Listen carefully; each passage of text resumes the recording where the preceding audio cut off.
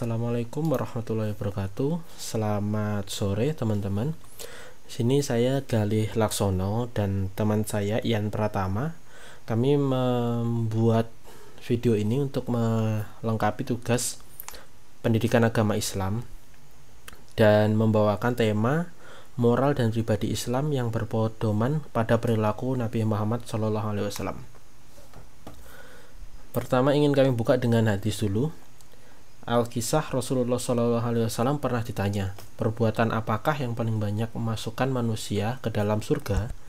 Beliau pun menjawab, bertakwa kepada Allah dan berbudi pekerti yang baik.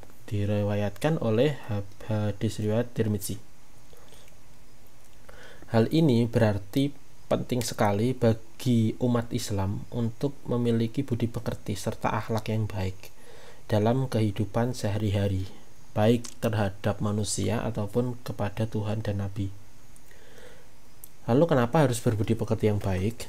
Karena dalam konsep struktur ajaran Islam sendiri, akhlak itu menempati urutan kedua setelah ajaran inti, yaitu tauhid. Artinya, akhlak Islam seharusnya dijiwai oleh makna la ilaha illallah. Sementara syariah menempati urutan ketiga dari inti tauhid. Karena itu, syariah dalam Islam harus dijiwai tauhid sekaligus akhlak. Tidak boleh salah satu saja atau bahkan sama sekali tidak ada, itu malah tidak boleh. Dengan demikian, dengan pengertian ini tadi, perilaku umat Islam hendaknya selalu sesuai dengan syariat yang berintikan akhlak serta juga berjiwa tauhid. Lalu tentu saja kita memiliki pedoman perilaku. Sebagai umat Islam, Nabi Muhammad merupakan contoh hidup dan juga panutan hidup bagi setiap muslimin, dan harus kita teladani sikap dan juga perilaku beliau. Diutusnya Rasulullah SAW sendiri ke muka bumi membawa risalah paling utama, yakni innama bu'itsu liyutammima makarimal akhlak. Hadis riwayat Bukhari yang intinya untuk perbaikan akhlak manusia yang ada di bumi. Oleh karena itu, udah menjadi tugas kita sebagai muslimin dan juga generasi muda terutama untuk mengemban misi penting menerjemahkan akhlak sebagai perilaku sehari-hari sebagaimana risalah kenabian yang sudah dicontohkan Nabi Muhammad sebelumnya. Peran ini sangat penting dan harus digembleng melalui sekolah-sekolah, masjid, pesantren, dan juga perguruan Islam agar kelak moral bangsa Indonesia dan juga muslimin tidak terkena dampak negatif dari ideologi-ideologi luar yang mungkin memiliki nilai-nilai negatif di dalamnya. Sebelum masuk ini, kata akhlak sendiri merupakan bentuk jamak dari kata al-khuluq atau al-khulq yang secara etimologi berarti tabiat atau budi pekerti, kebiasaan atau adat, kepewiraan, kesatrian, kejantanan, agama, dan juga kemarahan, yaitu al-ghadab. Akhlak Nabi Muhammad sendiri sudah banyak tertuang ke banyak kitab-kitab dan juga Al-Quran. Akhlak Nabi Muhammad disebut sebagai akhlak Islam karena segala perilaku dan sikap beliau berdasarkan Al-Quran, dan Al-Quran ini sendiri merupakan wahyu dari Allah. Karena itu, akhlak dalam Islam berbeda dengan akhlak yang diciptakan oleh manusia atau wadiyah. Seperti yang tadi di awal, kata khuluq ini berarti akhlak secara linguistik. Jadi secara tata bahasa mempunyai akar kata yang sama dengan al-khalq yang berarti ciptaan. Bedanya kalau al-khalq lebih bermakna ciptaan Allah yang bersifat lahiriah dan juga fisikal, maka khuluq adalah ciptaan Allah yang bersifat batiniah yang ke dalam diri sendiri. Sebelum masuk ini, akhlak Nabi Muhammad sendiri banyak bisa teman-teman baca juga di buku-buku, dan saya juga ada beberapa bukunya, dan di situ memang ada beberapa sifat-sifat. Contohnya kejujuran yang nanti akan dibahas oleh teman saya Ian. Akhlak Nabi Muhammad sendiri sudah merupakan cerminan Al-Quran. Bahkan beliau sendiri merupakan Al-Quran hidup yang hadir di tengah-tengah umat manusia. Al-Quran hidup ini maksudnya seperti apa? Jadi perilaku Nabi Muhammad sudah pasti sesuai dengan apa yang dituliskan Al-Quran sebagai pedoman kita. Membaca dan menghayati akhlak-akhlak Nabi Muhammad berarti membaca dan menghayati isi kandungan. Itulah mengapa Siti Aisyah berkata akhlak Nabi adalah Al-Quran.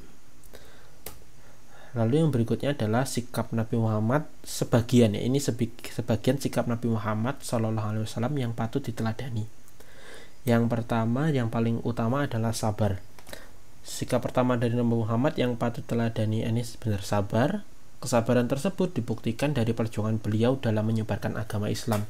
Seperti yang kita tahu sendiri, banyak sekali cerita-cerita ketika Nabi Muhammad menyiarkan agama Islam, baik secara saat masih tertutup maupun sudah terbuka, secara terang-terangan menyebarkan agama Islam. Beliau sangat dibenci oleh orang kafir Quraisy, dan selama itu pula beliau mendapatkan beberapa gangguan. Dan juga Rasulullah mendapatkan banyak kebencian tentu saja dari kafir Quraisy pada saat itu. Beliau sama sekali tidak pernah membalas orang yang membencinya. Sebaliknya, Rasulullah justru mendoakan yang terbaik bagi orang-orang tersebut. Seperti yang dituliskan di surat Ali Imran ayat 129, Bismillahirrahmanirrahim. Fabima rahmatim minallahi linta kalahum walau kunta fadhon ghalidhal qalbi langfazu min qawlil fa'fu anhum wastaghfir lahum wasawirhum fil amri, yang artinya, maka disebabkan rahmat dari Allah kamu Muhammad berlaku lemah lembut terhadap mereka. Sekiranya kamu bersikap keras lagi berhati kasar, tentulah mereka menjauhkan diri dari sekelilingmu.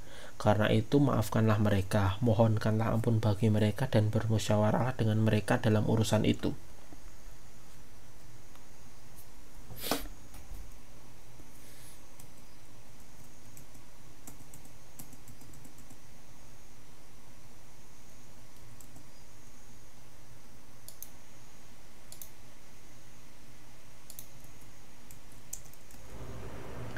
Jujur. Nabi Muhammad SAW memiliki sikap jujur yang patut diteladani semua umat muslim, karena dikenal sebagai seorang pria yang penuh amanah, jujur, dan dapat dipercaya. Nabi Muhammad pun diberikan gelar Al-Amin oleh penduduk Mekah. Selain itu, kejujuran disebut sebagai kunci utama dari segala kesuksesan.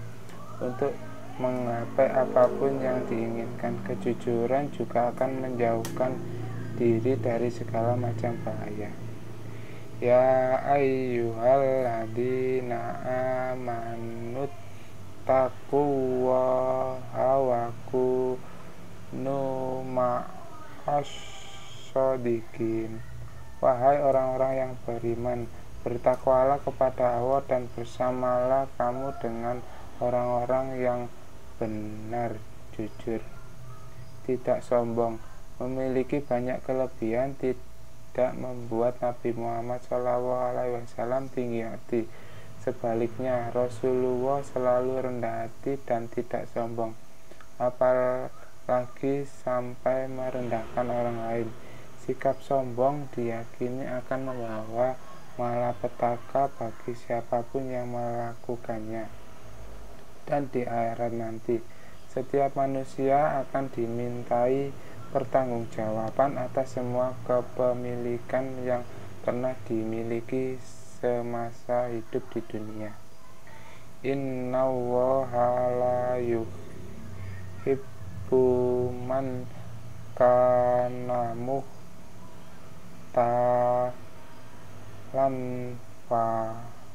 fakhur.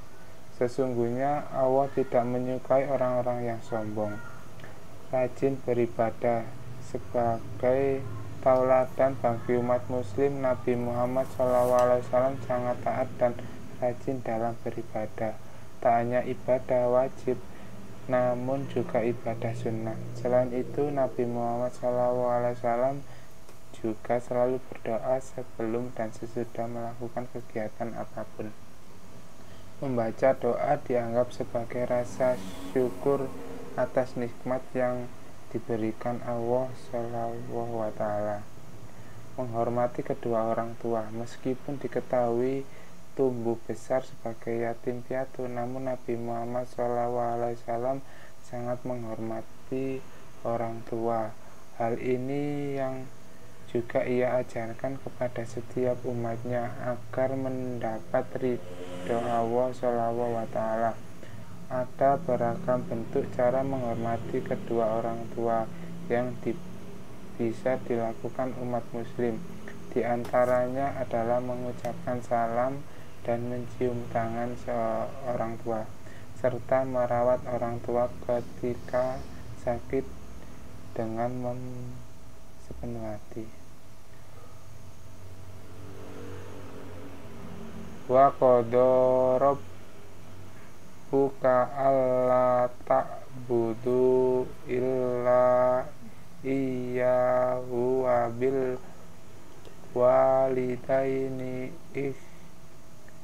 ihsanan imma ta'luhunna hanna indaka kibaro ahuduhuma au khilahuma fala takul lahuma ufi wala ta'hur harhuma wa kullahuma kullaharim. Dan Tuhanmu telah memerintahkan agar kamu jangan menyembah selain Dia, dan hendaklah berbuat baik kepada ibu bapak. Jika salah seorang di antara keduanya atau kedua-duanya sampai berusia lanjut dalam memeliharaanmu, maka sekali-kali janganlah engkau mengatakan kepada keduanya perkataan dan janganlah engkau membentak keduanya, dan ucapkanlah kepada keduanya perkataan yang baik. Memberi tanpa pamrih, wala tamdun tas tuhsiru, dan janganlah kamu memberi dengan maksud memperoleh balasan yang lebih baik. Salah satu bentuk pemberian berupa harta dan kita memiliki adalah sedekah. Bersedekah itu tidak mempengaruhi harta seseorang, melainkan akan semakin menambah jumlahnya. Karena itu bersedekahlah, pasti Allah akan memberikan kasih sayangnya pada kalian semua. Tidak tertuju hanya pada dunia. Keteladanan yang ada pada Nabi Muhammad SAW selanjutnya adalah bagaimana dirinya dalam menjalankan hidup sehari-harinya. Yang diutamakan bukanlah kehidupan dunia semata, melainkan kehidupan akhirat sebagai tolak ukur di kehidupan akhir nanti. Baginya kehidupan di dunia hanyalah sementara, berbeda ketika hidup di akhirat yang nantinya akan kekal selamanya. Itulah beberapa keteladanan yang dilakukan Nabi Muhammad SAW, di mana kita harus mengikuti ajaran yang dicontohkan dan disampaikan oleh Nabi Muhammad SAW. Dengan begitu kehidupan kita akan menjadi lebih baik.